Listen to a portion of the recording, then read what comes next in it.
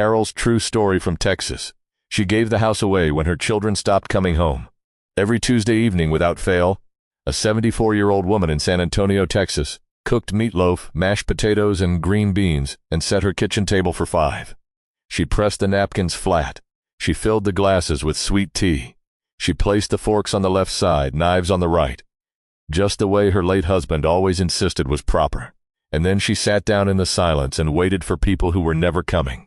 Her name was Carol, and this is the story of a mother who spent 30 years building a home for her family, only to realize that somewhere along the way, the people she built it for had silently walked out of her life. What she did next shocked her children, divided her neighbors, and revealed a truth about family that most of us are too afraid to face. Carol married Robert, her high school sweetheart, when she was just 19 years old. He was 20, barely old enough to sign the papers without shaking, and they had nothing but a rusted pickup truck and a stubborn belief that love was enough to start with. By 22, Carol was a mother. David came first, loud and hungry and perfect. Then Linda arrived 4 years later, quieter, watchful, with her father's serious eyes. And finally Michael, the baby of the family, born when Carol was 30, a surprise she said God slipped into her life just when she thought the house was full enough. And that house meant everything. Robert built it with his own hands in 1976, a 4-bedroom place on a street lined with pecan trees. He poured the foundation on a Saturday morning while Carol held baby David on her hip and handed him lemonade between loads of concrete. It took him 14 months. He did it nights and weekends after long shifts at the electric company because he swore his children would grow up in a home their father made, not one some stranger nailed together. And they did. That house became the living record of an entire family's existence. In the hallway just outside the bathroom, pencil marks climbed the doorframe like a timeline. David at 4, Linda at 6, Michael at 5.5, each one dated in Robert's careful handwriting. In the upstairs bathroom, a cracked tile sat in the corner where Michael dropped a bowling ball at age 7, and Carol never replaced it because Robert always laughed about it at Thanksgiving dinner.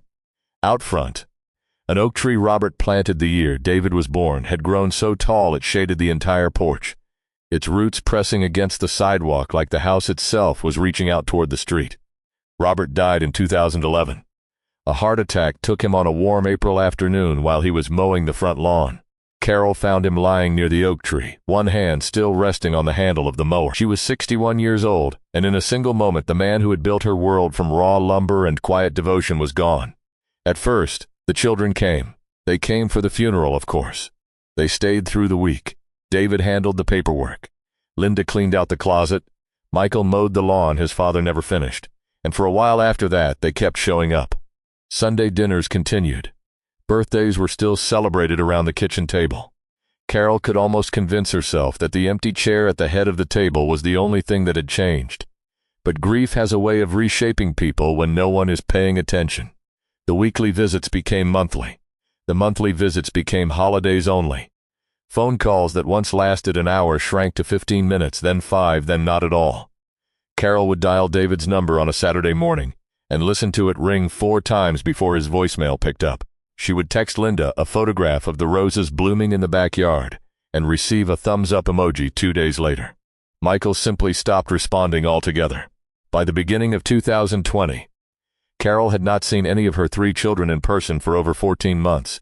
Not one visit, not one knock on the door. She developed a habit during that time that she never told anyone about.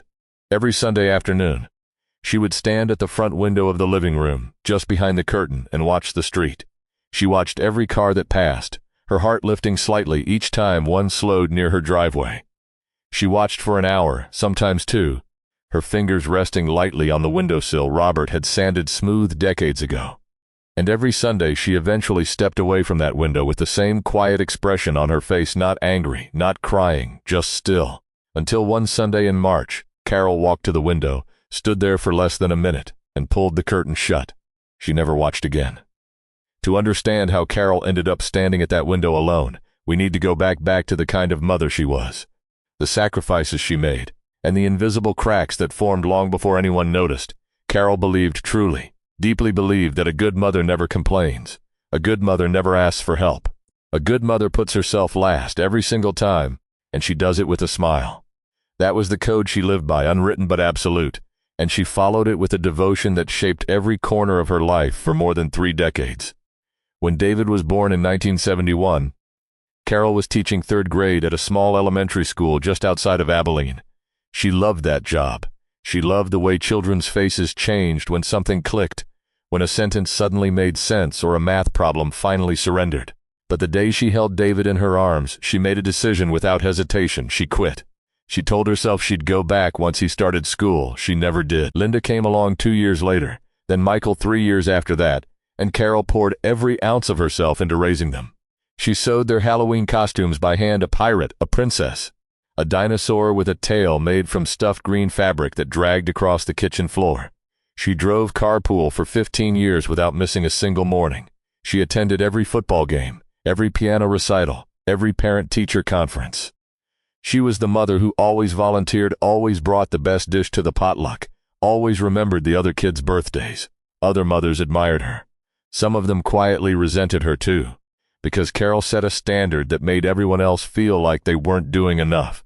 But there was an invisible cost to all of this one that Carol never calculated because she didn't believe she had the right to. She never took a vacation without the kids. She never picked up a hobby for herself, never joined a book club, never went out for coffee with a friend, just because she wanted to. Her friendships outside the family slowly dissolved, not from any dramatic falling out, but from simple neglect. She didn't have time. Or rather, she didn't give herself permission to have time. Her entire identity became one word: Mom. And for years that felt like enough. It felt like everything. Until the children left. David went to college at 18. Michael enlisted in the military at 19. Linda married at 22, and one by one the house grew quieter, the rooms emptier, the days longer.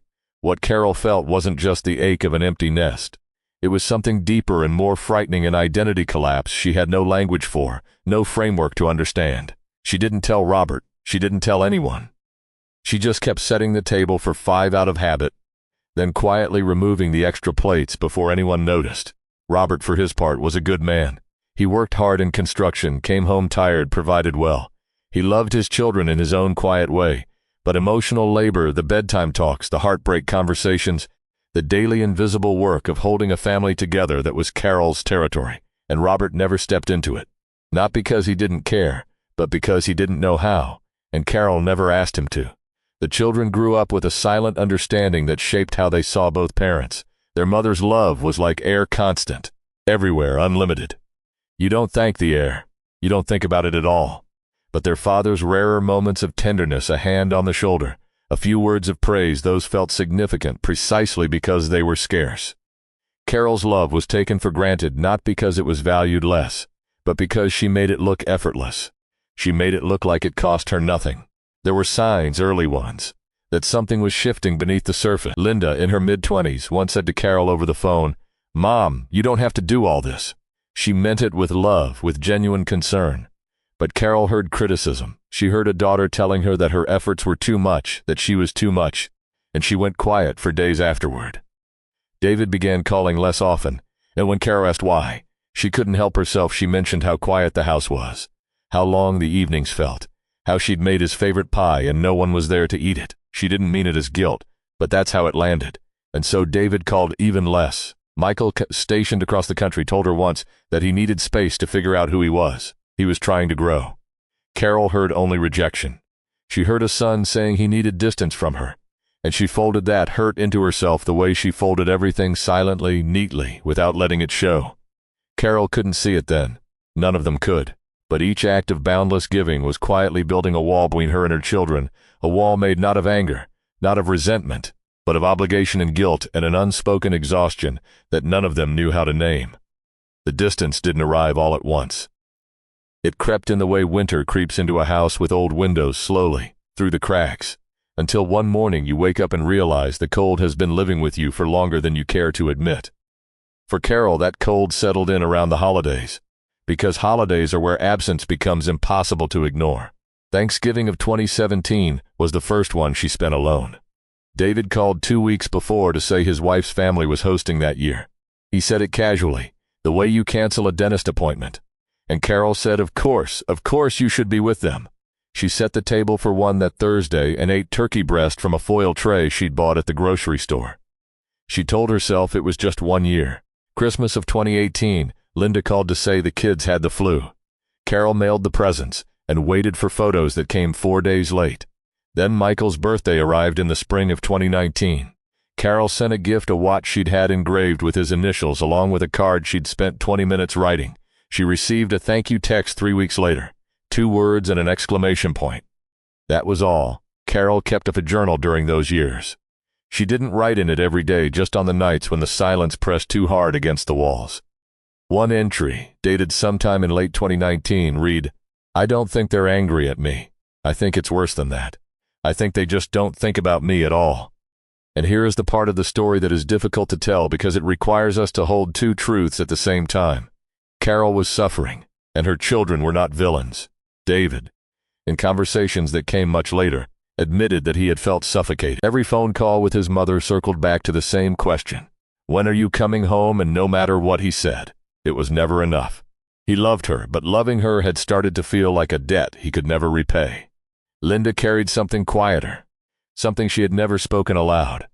After Robert died, she had become Carol's emotional anchor, the person Carol called when loneliness hit hardest, the daughter expected to fill a space that a husband had left behind. Linda had never agreed to that role, and the weight of it had turned her love into something tangled with resentment.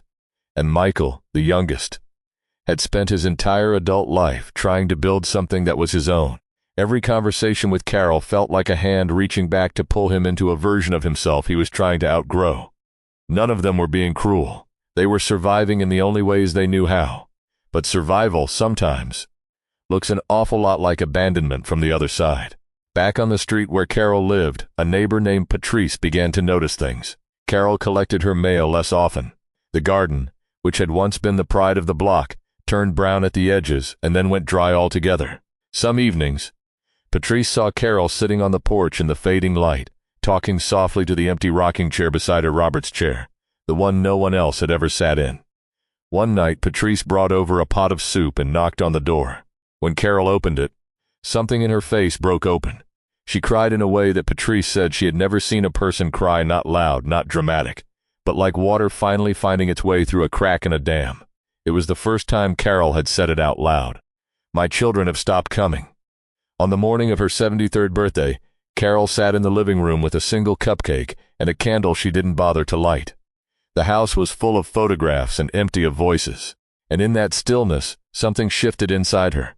She did not want to die in this house waiting. She did not want her children to find her things one day and carry the guilt of years they could not get back. She wanted to do something so clear, so unmistakable, that it would either wake them up or set her free. And so on a cool February morning in 2023, Carol did something that no one in her neighborhood or her family ever expected. She called a lawyer. Not a friend, not a pastor, not one of her children. She called a lawyer and said, "I want to give my house away." The attorney, a woman named Susan Crane, who had practiced real estate law in the area for over 20 years, later admitted she thought Carol was confused at first. But after sitting with her for 2 hours, Susan realized this was not confusion, this was clarity. The kind of clarity that only comes after years of waiting in silence, after years of listening to a phone that never rings, after years of setting a table for one in a house built for 5. Carol had someone in mind. Her name was Maria. She was 28 years old, a home health aide who had started helping Carol with groceries about a year earlier. Maria's husband, James, worked long shifts at a warehouse on the edge of town. They had a 2-year-old daughter named Lily, a little girl with dark curls and a laugh that Carol said reminded her of Linda at that age. Maria and James had been renting a small apartment nearby, saving every spare dollar for a down payment on a home of their own. But life kept pulling the number just out of reach. A car repair here, a medical bill there. The math never quite worked. Carol had watched them. She had seen James come home tired and still get on the floor to play with Lily. She had seen Maria bring her leftovers without being asked, not out of obligation but out of genuine kindness. And she recognized something in them, 2 young people trying to build a life with love and not much else. Just the way she and Robert had started, all those decades ago in that very same house. The house was appraised at $280,000. Carol signed the papers to transfer it as a gift. She asked only that they keep the pencil marks on the kitchen door frame, the ones that tracked how tall David, Linda, and Michael had grown, year by year, until they stopped coming home to be measured. Carol moved into a small one-bedroom apartment in a senior living community about 15 minutes away. She took Robert's rocking chair. She took her photo albums and the quilt her mother had made by hand. She took the old kitchen table where her family had once shared every meal. She left everything else behind: the furniture, the dishes, the curtains she and Robert had picked out together. She left the house the way you leave a letter you hope someone will read and understand. When the news got out, the neighborhood split right down the middle. Some people called Carol the most generous woman they had ever known. Others whispered that she had lost her mind, that her children should step in, that she was doing this out of spite. A local reporter picked up the story, and when she asked Carol why she gave the house away, Carol's answer spread farther than anyone expected. She said, "A house is not a home if no one comes home to it. I would rather give it to someone who will fill it with life than sit in it alone waiting to die." David called first. He was stunned. He was angry. "That is our inheritance, Mom," he said, as if the house had always been waiting for him, even though he had not walked through its door in over 2 years. Linda called next, crying, accusing Carol of trying to manipulate them into feeling guilty. She could not see that the guilt had been there long before the house changed hands. And Michael, quiet, distant Michael on the other side of the country, said nothing for 3 days. Then he sent a single text message. It read simply, "I understand." Each reaction revealed exactly where each child stood, and not one of them realized how perfectly they were proving the very point Carol had never spoken aloud. The house was gone, but for the first time in years the phone was ringing. The voices were back. Only now. The conversations that followed would be harder than the silence ever was. David was the first to come. He drove 6 hours from Dallas without stopping, rehearsing his arguments the entire way. He had phrases prepared about fairness, about legacy, about what a mother owes her children. But when he knocked on the door of Carol's small apartment and she opened it, every word he had practiced evaporated. She looked smaller than he remembered. Not frail, exactly, but reduced as though the vast rooms of that old house had somehow been holding her shape all those years. And without them, she had settled into something more honest. Behind her, he could see Robert's rocking chair, positioned near the window. Photographs covered nearly every flat surface. The apartment smelled faintly of lavender, the same scent that had always clung to the hallway back home. David sat down across from his mother, and instead of arguing, he fell apart. He told her something he had never been able to say before, that every visit to that house had made him feel like a teenager again, not in a nostalgic way, but in the suffocating way. The way where he felt personally responsible for whether or not his mother was happy. He said he could feel it the moment he crossed the threshold. This invisible weight settling onto his shoulders. The unspoken expectation that his presence alone should be enough to fill whatever emptiness she carried. And he had spent years running from it. Not from her. From the feeling that he could never be enough. "I didn't stop loving you, Mom," he said, his voice cracking in a way Carol had not heard since he was a boy. "I stopped being able to carry the weight of being your whole world." Carol did not interrupt. She did not defend herself. She simply listened. Linda arrived a week later. She did not sit on the couch or at the small kitchen table. She lowered herself to the floor, her back against the wall, and she wept in a way that seemed to come from somewhere very old. When she could finally speak, she told Carol that after Robert died, she had felt an invisible transfer of duty, as though she were now expected to fill the space her father had left. Call every day, visit every weekend. Be not just a daughter but a companion, a reason for Carol to keep going. And Linda had tried. She had tried until her own marriage began to fracture under the weight of it, until her own children started asking why Mommy was always on the phone with Grandma, always worried, always guilty. "I had my own life falling apart," Linda whispered, "and every time you told me the house was so quiet, I heard you saying I wasn't enough, that everything I was giving still wasn't enough." For the first time, Carol truly heard her daughter. Not the words she wanted to hear, but the ones Linda had been carrying in silence for years. Michael never came. Instead, he wrote a letter 7 pages, handwritten, postmarked from a base Carol had never visited. In it, he described what it had been like growing up as the youngest, always feeling like he was performing for the family, rather than being seen as himself. He wrote about his years of depression during service, something he had never told Carol because he believed she would absorb his pain and reshape it into her own.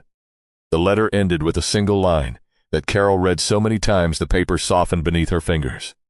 "I love you. I just never learned how to love you and still be me." After hearing from all 3 of them, Carol sat alone in that quiet apartment and faced a truth she had spent decades avoiding. Her love had been real. It had been enormous. But it had come with invisible strings, expectations she never named, conditions she never admitted to. She had given endlessly, yes, but she had also believed, deep in a place she rarely examined, that her sacrifice entitled her to their attention, their proximity, their lives arranged around hers. She had confused closeness with control, and that confusion had driven away the very people she loved most. The realization broke something inside her. But it was the kind of breaking that precedes healing, the way a bone must sometimes be reset before it can grow straight again. The house was given. The words were finally spoken. But the real question still lingered in every silence between sentences, in every pause before someone said goodbye on the phone. Could this family, broken in ways they were only now beginning to understand, find its way back to each other? It could. Not quickly. Not cleanly. Not the way it happens in movies where someone gives a speech and everyone cries, and the family is whole again by the time the credits roll. Real healing is slower than that. It is awkward and uneven and full of setbacks that feel like failures, but are actually just the messy truth of people learning to be honest with each other for the first time. Carol moved into a small apartment on the east side of town, a place with 2 rooms and a window that caught the afternoon light. For the first few weeks, the silence nearly swallowed her. She had lived inside the noise of a family home for so long that the quiet felt like an accusation. But slowly, almost without her noticing, the silence changed shape. It became space. And into that space, Carol began to place small, surprising pieces of herself. She had set aside at 19 and never picked back up.